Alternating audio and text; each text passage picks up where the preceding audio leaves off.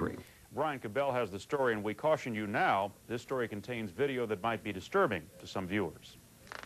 John Strawn patrols his 40-acre farm almost every night, looking for, of all things, helicopters.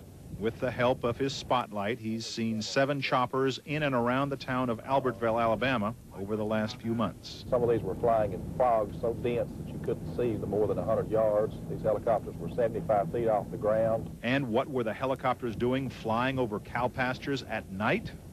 No one knows.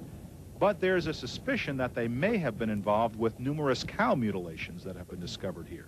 Now, the first reaction is to say this is just the product of some overactive imaginations. This is, after all, not far from where UFOs have supposedly been spotted. But then you realize there might be something more to this. Tommy Cole, the chief of detectives for the police department, takes the sighting seriously. I have personally seen a helicopter flying over my pasture. I have personally seen helicopters flying over other people's pastures that they would call me, and I would go out and witness this. He's also examined numerous cow mutilations, some of which were definitely not the work of predators. Luann Thrash of the Humane Society concurs.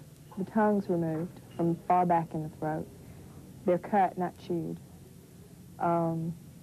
Internal organs, hearts, lungs, sexual organs, rectums. Is it Satanism?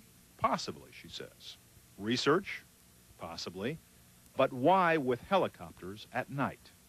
The Federal Aviation Administration is trying to help.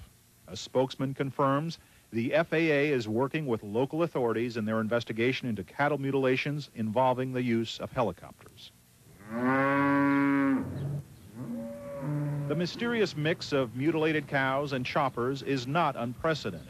Similar sightings were reported in the West in the 70s and 80s. The riddle was never solved.